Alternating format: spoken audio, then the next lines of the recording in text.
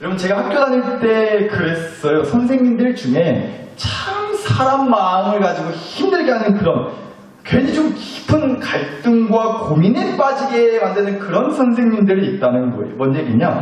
꼭 이런 걸 물어보는 선생님들이 있었어요. 학교에서 뭘 잘못한 거예요. 그래서 저 때만 하더라도 이제 학생들 벌 주고 매로 때리고 하는 거 다 됐거든. 전혀 문제될 거 없었거든요. 막 무진장 많이 맞았습니다, 저도. 근데 꼭 이런 거 물어보는 선생님이 있다고요. 야, 살살 열 대 맞을래? 세게 한 대 맞을래? 살살 열 대 맞을래? 세게 한 대 맞을래? 맞기 전에 꼭 이런 거 물어봐가지고 안 그래도 매 맞은 걱정에 떨려 죽겠는데 둘 중에 뭘 골라야 되나 깊이 기도하며 깊은 고민에 빠지게 만드는 그런 선생님들이 있다는 거예요. 근데 그런 선생님들은요 보면 꼭 이러시더라고요. 네 선생님 저 살살 열 대 맞겠습니다. 그렇게 대답을 하잖아요. 그러면 이놈의 시끼가 양심도 없이 살살 맞으려고 머리 굴리고 자빠졌다고. 너는 특별히 더 세게 맞을 줄 알아. 이렇게 얘기를 하시는 거예요. 그래서 반대로 선생님 저는 남자답게 세게 한 대 맞겠습니다. 또 그러잖아요. 그럼 또 그러시는 거예요. 이놈의 시끼가 양심도 없이 꼴랑 한 대 맞고 끝내려고 그런다고. 너는 특별히 뚝배기로 맞을 줄 알고. 하나님의 뜻이 뭔지 맞추는 것보다 그 선생님 속마음 맞추기가 더 어렵다게 느껴지는 그런 분들이 있다는 거예요.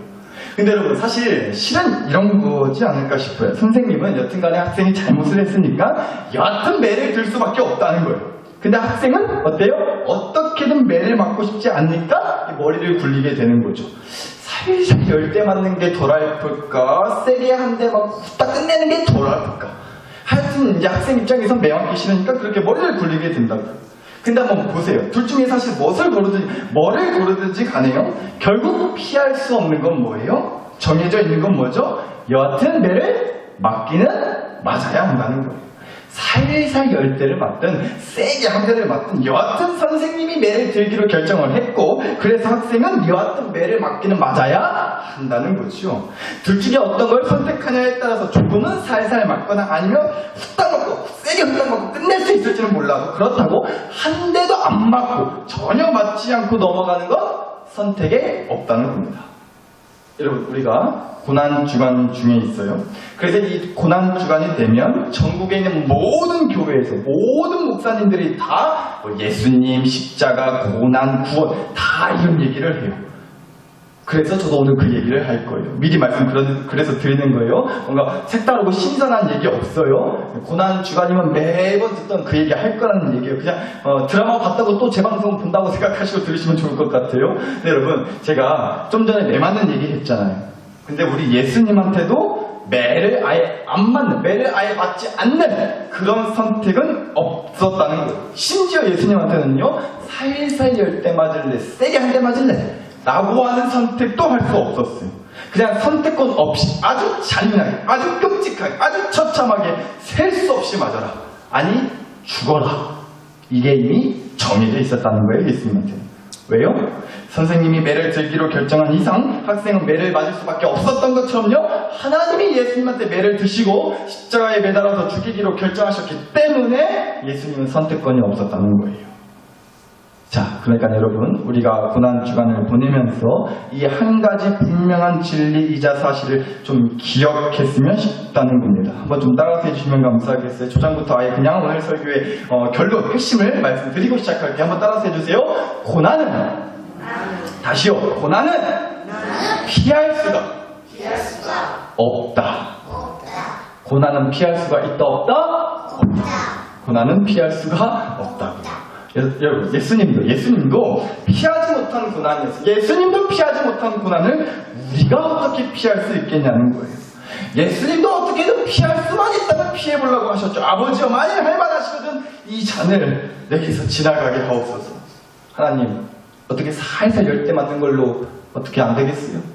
후딱 세게 한 대 맞고 끝내면 안 되시겠어요? 그걸로 퉁치면 안 돼요?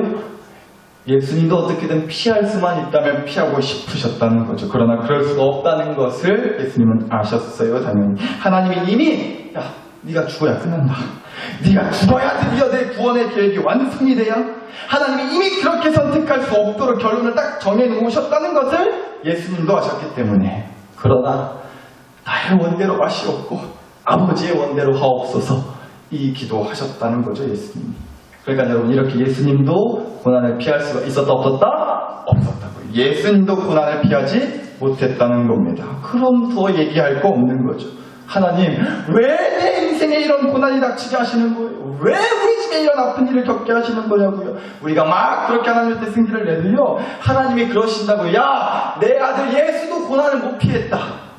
예수도 고난당했어요. 예수도 십자가에서 끔찍하고 잔인하고 처참하게 죽임을 당하는 그 고난을 피할 수 없었는데 네가 어찌 고난을 피할 수 있겠냐. 하나님한테 막 고난을 가지고 따지는 우리한테 그렇게 예수님 얘기를 꺼내신다는 거예요. 물론 그럼 또 우리는 이렇게 따질 수가 있죠. 근데 하나님, 저는 예수님이 아니잖아요. 그렇잖아요. 저와 여러분 예수님이 아니잖아요. 예수님은 예수님이시니까 그 십자가 고난을 다 참아내실 수 있었고 감당하실 수 있었던 거 아니냐고요. 그런데 우리는 예수님이 아니잖아요. 그러니까 이런저런 고난과 아픔과 문제를 우리는 도저히 감당할 수가 없다고요. 왜 이렇게 우리를 과대평가하시는 거예요, 하나님? 우리는 예수님이 아니란 말이에요. 우리가 그렇기 때문에 이 고난 감당할 수 없겠다니까요, 하나님. 우리가 되려 또 그렇게 하나님한테 따질 수 있다고. 근데 그럼 또 하나님을 이렇게 되받아치신다는 거예요. 야, 그래서 내가 너한테는 십자가 치라고 하지. 십자가 치는 거 안 시키지 않았느냐. 예수는 그 끔찍한 십자가를 졌어요. 주일날 이미트 목사가 또 영상까지 틀어주면서 막 보여주지 않았던 예수는 쇳덩이가 달린 칫집에 맞다가 살짝은 찢겨져 나가고 자기 손바닥에 이따만한 대못이 박혀서 손바닥에 구멍이 나는 그 상상도 할 수 없을 만큼의 고통을 겪었다. 근데 내가 너한테는 그 십자가 고난을 겪게 하지 않았잖냐? 라고 말씀을 하신다는 거죠. 그러니까 여러분 너무나 당연한 얘기지만요, 하나님이랑은 절대로 말싸움에서 이길 생각하지 않으셔야 돼요. 당연하죠. 하나님이시니까 이길 수가 없어요, 말싸움은. 우리가 어떤 말로 하나님께 들이받아도요, 하나님은 다 대꾸할 말을 완벽히 갖춰주셨다는 거예요. 그러니까 당연히 게임이 안 되죠. 하나님 왜 저한테 이런 고난을 겪게 하시는 건데요? 하나님 미워요, 하나님 싫어요. 그러면요, 예수도 고난을 피할 수가 없었다. 예수도 고난당했어요. 라고 하시고요. 근데 저는 예수님이 아니잖아요, 하나님. 예수님이니까 그런 고난도 끄떡하지 않고 다 받아내실 수 있던 거지만 저는 예수가 아니니까 저는 이 고난을 도저히 감당할 깜짝이 못 된다고요 하면, 그래서 내가 너한테는 십자가 치라고 하지 않은 거 아니냐?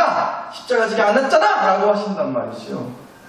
우리가 아무리 지금 내가 처한 고난들, 우리 집이 겪고 있는 이런저런 어려움들, 문제들을 가지고 하나님한테 그렇게 따져도요, 결국 돌아오는 하나님의 대답은 이렇다고요. 야야, 예수도 고난당했다.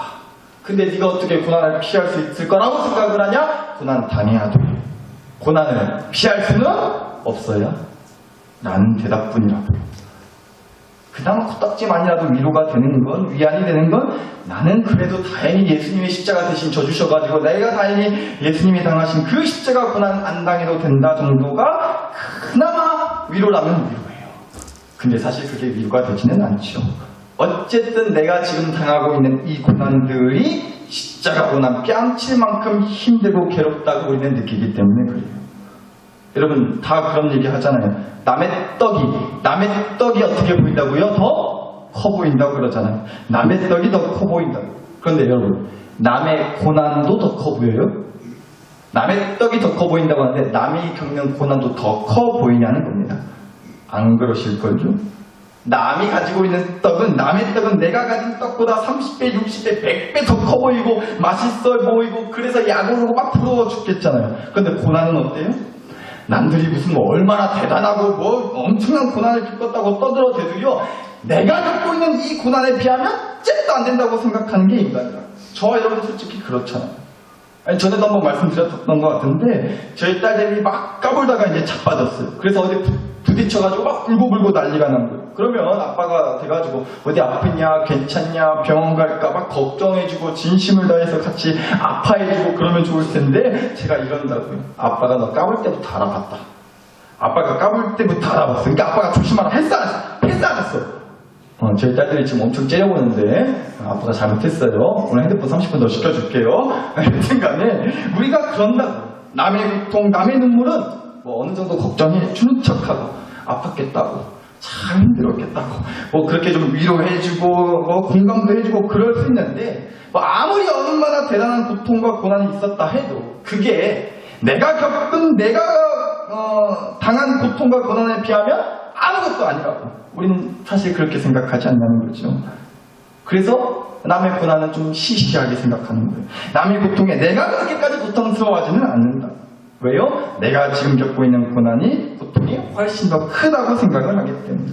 그래서 남의 떡은 더 커 보여도 남이 겪는 고난은 더 커 보이지 않는다는 거죠. 마찬가지지 않을까 싶어요. 예수님의 십자가 고난이요. 물론 우리가 그 고난을 받으신 예수님의 은혜에 감사해요. 감사해야 하고 기뻐해야 한다는 것도 아니에요. 왜요? 우리가 당해야 될 고난을 예수님이 대신 당해주신 거니까요. 그런데 기뻐하고 감사해야지 하는 마음이 들다가도 쏙 그 마음이 사라져버리는 이유는 뭐예요? 지금 내가 겪고 있는 고난이 훨씬 더 크게 느껴지거든요. 예수님이 나 대신해서 십자가 고난을 당하셨다고 해서 그런 고난을 예수님이 대신 당해주셨다고 해서 고난이 나를 피해가는 건 아니잖아요. 내가 살아가는 날들 동안 내 인생에 우리 집에 또 고난이 정말 끊임없이 아주 징글징글하게 우리를 괴롭히고 힘들게 하잖아요. 그렇다고 해서 예수님이 나를 대신해서 십자가 고난을 당해주셨다고 해서 내 인생의 고난이 싹 그날로 사라지고 없어지는 건 아니라는 얘기예요. 그러니까 여러분, 우리가 이 고난주간을 보내면서 정말 그래서 마음에 안 들어 죽겠지만 그럼에도 이를 꽉 물고서라도 이 진리와 사실을 기억해야만 하겠다는 겁니다. 고난은 피할 수가 없다. 고난은 피할 수가 없다. 따라서 여러분, 우리가 하나님한테 앞으로 툭하면 또 따지겠지만 사실 하나님한테 따져봤자 아무 쓸데기 없는 원망이 바로 그거예요. 하나님 왜 이런 고난을 겪게 하세요? 대체 왜요? 무엇 때문에 그러세요? 왜 그러시는 건데 하는 이런 원망은 솔직히 하나 쓸데기 없는 원망이라고요. 다시 말씀드리지만 돌아오는 대답이 뻔해요. 고난은 피할 수가 없다니. 예수님도 못 피했다? 저만 말고 받아들여라. 우리가 아무리 씩씩거리고 욕을 쏟아부어도 어쩔 수 없이 받아들여야 하는 진리이자 사실이라고. 고난은 피할 수가 없다고요. 그럼 질문해봐야죠. 대체 어쩌라는 것이지? 고난을 피할 수도 없고 나는 그 고난을 도저히 감당할 자신도 없는데 이미 두 손 두 발 다 들었는데 좀만 더 있으면 진짜 이 고난에 깔려서 꼴까닥하게 생겼는데 대체 이 고난을 어떻게 하면 좋은 것이냐고. 여러분, 누구는 또 고난을 가지고 이렇게 말하는 사람도 있어요. 피할 수 없으면 맞서라는 거예요. 피할 수 없으면 즐기라는 거예요. 피할 수 없으면 맞서라. 피할 수 없으면 즐겨라. 정말로 어떤 생각 드세요? 이런 말 들으면 전문용어로 개불 뜯어먹는 소리 하고 있다라고 우리가 말할 수밖에 없는 거죠. 피할 수 없으면 맞서라. 피할 수 없으면 즐겨라. 여러분, 그게 말처럼 정말 쉬우시던가요?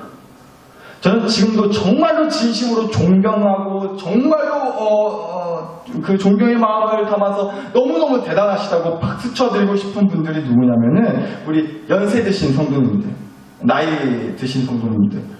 원래 나는 아직 한창인데 나이 별로 안 먹었는데 하시는 분들은 빼고요. 오늘 한 번도 안 오셨네요, 나이 드신 성도님들이. 근데 정말로 그런 분들은 진심으로 제가 존경하고 대단하시다고 박수 쳐드리고 싶어요. 왜냐면 그 옛날 그 없이 살던 시절에 아무것도 없던 시절에 정말로 생판 모르는데 시집 오셔가지고 우리 권사님만 하시더라도 시집 오시고 어디 장가가고 전문 용어로다가 정말 피똥 쌀 만큼 힘들게 사셨던 성도님들, 그 와중에 자식들 키우시느라 지금은 자식을 하나도 안 낳으려고 막 그러서 문제인데 그때는 또 낳다 하면 기본이 3명이었죠. 기본 3명부터 깔고 시작하는 거였잖아요. 우리 권사님 조금 더 욕심내서 5까지 낳으셨고 여튼간에 그때는 뭐 많이 나면 7, 8까지 낳단 말이에요. 그래서 자식들 이름도 다 못 외우시고 그러시더만. 지아야, 아니 엄마 나 선하잖아. 우리 권사님은 헷갈리지 않으실 거라고 제가 믿지만 7, 8 넘어가면은 자식이 저도 헷갈리긴 할 것 같아요. 자식들 나이를 어떻게 다 기억해요? 7, 8 넘어가면. 여튼 그 정도로 자식도 많았는데 한둘이 아니었는데 없는 삶에 그 딸린 식구들, 자식들 위해서 밤낮으로 일하시고 또 밥도 먹이시고 빨래하시고 지금이야 뭐 밥솥도 있고 뭐 세탁기도 있고 건조기에다 전자레인지 에어프라이 뭐 별의별 게 다 나와 있지만 그때는 그런 게 어디 있었겠어요. 거의 뭐 하나님이 되셔야만 했잖아요. 빨랫거리가 수북히 쌓여있을진데 말씀하시니 빨래가 다 되었느니라 뭐 이런 정도 하나님급으로 모든 일을 다 하셔야만 했었잖아요. 그러니까 여러분 지금 나이 드셔가지고 사방군데가 온몸이 아프고 쑤시고 골병 들어 죽겠다 하는 건 당연하겠다 싶은 생각이 들더라고요. 그 정도로 직살나게 몸을 써먹으셨는데 몸이 고장이 안 나고 비길 수가 있겠냐고요. 여하튼 그럴 때 그렇게 정말로 죽어라 고생하면서 아이고 내 팔자야, 아이고 불쌍한 인생, 어쩌다 이런데 시집 와가지고, 어쩌다 이런데 장남으로 태어나가지고, 어쩌다 이런데 찬밥 신세의 막내로 태어나가지고 이거 생활 내가 하는지 모르겠다고 통곡을 하면서 막 울고불고 찝찝거리고 그러고 있는데, 누가 와서 나한테 와서 하는 말이 피할 수 없으면 맞서라, 피할 수 없으면 즐겨라. 만약에 그렇게 얘기한다고 해보자고요. 기분이 어떨 것 같으세요? 일단 기분이 나빠요. 왜요? 반말이잖아요. 피할 수 없으면 맞서라, 피할 수 없으면 즐겨라. 반말이니까 일단 기분 나빠요. 그런데 그 말 자체만 듣고 봐도 참 기분이 안 좋을 수밖에 없겠더라고요. 뭘 맞서냐고, 뭘 어떻게 맞서냐고. 맞설 힘이 있어야 맞서지. 걷다가 또 즐기라고요? 피할 수 없으면 즐겨라? 그렇게 말하는 당신이 한번 네 인생 대신 한번 살아보시죠. 그 소리가 나오나, 즐기라는 소리가 한번 나오나 보자. 개푸드덩어리 소리가 오냐고. 뭘 즐기긴 이 인간, 확 그놈의 주둥이를. 이런 마음이 드시지 않겠냐는 거예요. 그만큼 힘드셨을 거라요. 그 어려운 시절에, 정말 아무것도 가진 게 아무것도 없던 시절에 시집살이 하시면서 정말로 자식 노릇하시느라, 부모 노릇하시느라 얼마나 힘드셨겠어요. 근데 어떻게 사셨어요? 그 모든 고난과 어려움과 고통과 짐들을 어떻게 다 짊어지고 사셨어요? 어떻게 사셨어요? 라고 물어보면 꼭 이렇게 대답하시는 것 같더라고요. 뭐 어떻게 살아요? 살아보니까 살아지게 된 거지. 살다 보니까 사라진 거지. 라고 대답들을 많이 하시더라고요. 물론 그 삶의 시간이 즐겁지 않으셨겠죠. 하나 즐겁지 않은데 그래도 살아내신 건 줄 알아요. 피할 수 없으니 맞서야지. 대책의 마음 먹고 으쌰으쌰 하고 사셨어요? 그 마음 얼마 안 가잖아요. 그냥 살다 보니까 사라지더라는 거죠. 근데 그거라고요. 바로 그거라고요. 자, 나사롭게 식구 여러분, 바로 그거예요. 고난은 피할 수가 없어요. 그렇다고 고난을 맞서고 이겨낼 수도 없어요. 그렇다고 고난 가운데에서도 항상 기뻐하고 범사에 감사해 하지도 못해요. 솔직히 우리는. 따라서 고난을 우리가 맞서내려고 해서도 안 되고, 고난 가운데 뭐 기뻐해야지, 감사해야지, 즐거워해야지, 이것도 쉽지 않아요. 그렇다고 해서 고난을 모른 척 피해갈 수도 없고, 피한다고 피해지지도 않아요. 고난은. 따라서 우리는 이 고난 주간에 내 인생의 모든 시간마다 펼쳐지는 내 인생의 고난 주간에 우리는 그래서 묵상하고 기억하고 떠올려야만 한다는 거예요. 왜요? 예수님이 십자가에서 죽으신 거 보고 눈물 찔끔 흘리고 감동 조금 받고 그렇게 보내는 고난 주간을 보내다는 게 아니라, 왜 고난 주간을 묵상해야 되고 왜 기억해야 되냐면요, 예수님이 고난을 피하지 않으셨기 때문에 그래요. 예수님이 고난을 피하지 않으셨다는 걸 기억하기 위해서 우리는 이 고난 주간을 우리의 삶 가운데 늘 기억하고 묵상해야 된다고요. 그저 눈물 조금 흘리는 것 위해서 하자는 게 아니에요. 고난 주간을 묵상하자는 게. 예수님이 고난을 피하지 않았다는 것을 기억하기 위해서 우리는 이 고난 주간을 늘 우리의 삶 가운데 묵상해야 된다는 거죠. 예수님은요, 고난을 맞서겠다고, 이기겠다고 그 고난을 없애버리지 않으셨단 말이에요. 고난을 피할 수 없으니 즐겨야지 하고 그렇게 즐기시지도 솔직히 못하셨어요. 예수님도 말씀드렸잖아요. 아버지여, 할만하시거든 이 잔을 내게서 지나가게 하옵소서. 예수님도 우리와 같은 사람의 몸으로 이 땅에 오셨기 때문에 자신의 앞에 닥친 그 고난과 고통이 전혀 즐겁지 않으셨다는 거예요. 그러나 우리 예수님은 피할 수 없는 고난을 맞서서 이겨가지고 고난을 아예 없애버리지 않고요. 피할 수 없는 고난에 즐거워하지는 않으셨어도 피할 수 없는 고난이니까 그 고난을 피하지 않고 고난을 온몸으로 당해내셨다는 거예요. 근데 바로 그거라고요. 살다 보니까 사라지더라는 겁니다. 그 모진 고난과 폭풍 같은 순간들을 맞서고 이겨내지도 못하고 즐기지도 못하겠지만 그 고난들을 피하지 않고 다 맞았기 때문에 사라진 거라는 얘기예요. 사랑하는 교식구 여러분, 고난은 피할 수가 없어요. 따라서 고난을 상대하는 가장 성경적인 방법은요, 우리 예수님처럼 해야 된다는 겁니다.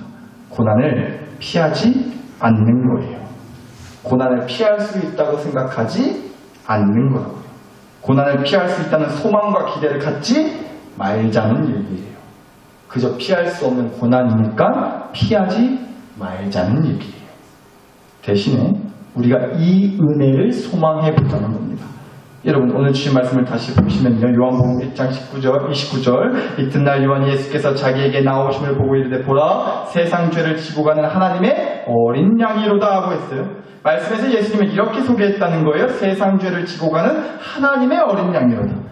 일단은 예수님을요, 우리 모두의 죄를 용서하시고 구원해 주시기 위해서 그 고난의 십자가를 짊어져야 되는, 그래서 그 죄를 지고 가시는, 그러니까 오늘 설교로 얘기를 하자면 십자가 고난을 도저히 피할 수 없는 그런 분으로 예수님을 얘기해 주고 있어요. 그러니까 보세요. 고난은 피할 수가 없다고 했잖아요. 그러니까 고난은 이렇게 지고 가는 거예요. 죄의 고난, 그 죄 때문에 받아야 될 고난을 예수님께서 지고 가셨던 것처럼 우리는 고난을 그저 지고 가야 된다는 거예요. 살다 보니 사라지는 것처럼요, 고난도 피하지 않고 지고 가다 보면 지고 갈 수 있게 된다는 겁니다. 물론 그 시간들이 힘들어요. 고난을 지고 가야 되는 세월이. 우리가 피할 수 없는 그 고난을 피하지 않고 지고 가는 그 시간들이 너무나 힘들고 괴로워서 정말 죽겠다 소리가 나오는 것 당연하다. 그런데 이 말씀을 잘 보시자는 거예요. 예수님을 또 이렇게 소개하셨다는 겁니다. 보라, 세상 죄를 지고 가는 누구의 어린 양이라고요? 하나님의 어린 양이라고 했어요. 여러분, 하나님의 어린 양이라는 이 말씀을 우리가 기억하고 붙들었으면 좋겠다는 겁니다. 예수님은 세상 죄를 지고 가는, 피할 수 없는 그 고난을 지고 가셔야만 했단 말이에요. 그런데 그 고난을 그렇게 피하지 않고 지고 갈 수 있었던 힘은 어디서 나왔느냐? 저는 확신합니다. 하나님의 어린 양이었다는 것이 그 십자가 고난을 피하지 않고 지고 갈 수 있는 힘이 되었다고 믿어요. 하나님의 어린 양이었다는 것이. 사랑하는 교회 식구 여러분, 바로 그거라고요. 우리가 소망해야 될 것입니다. 고난을 맞서서 이기게 해주세요. 아니요, 우리가 소망할 건 그게 아니에요. 우리는 고난을 이기지 못할 때가 훨씬 많아요. 그러니까 우리의 소망은 거기에 있지 않아요. 고난을 이기는 것, 아니요, 그건 저는 소망하고 싶지 않아요. 반대로 고난을 즐기게 해주세요. 그럼에도 항상 기뻐하고 범사하게 해주세요. 범사에 감사하게 해주세요. 아니요, 그건 너무 불가능한 얘기에 가깝잖아요, 솔직히. 그러면 어떻게 항상 기뻐하고 범사에 감사할 수가 있겠어요? 우리 거기에 소망을 두지 말자는 거예요. 그럼 대체 어디에 소망을 두자는 것이냐?